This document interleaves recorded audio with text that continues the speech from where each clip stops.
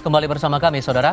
Dalam acara konsolidasi jaringan relawan alap-alap di Sentul Bogor, Jawa Barat, Presiden Joko Widodo berpesan kepada relawan agar tidak salah pilih pemimpin di Pilpres 2024. Relawan diminta memilih pemimpin yang punya nyali.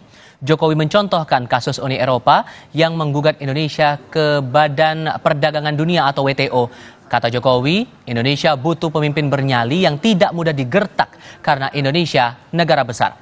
Kepada relawan, Jokowi meminta jangan sampai salah memilih pemimpin di Pilpres 2024, 2029, dan 2034. Karena 3 periode itu menentukan keberhasilan Indonesia melompat menjadi negara maju.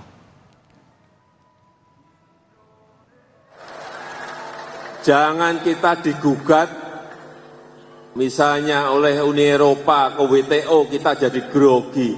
Tidak boleh. Negara sebesar Indonesia memiliki pemimpin yang gampang ciut nyalinya, digertak negara sebesar apapun. Setuju?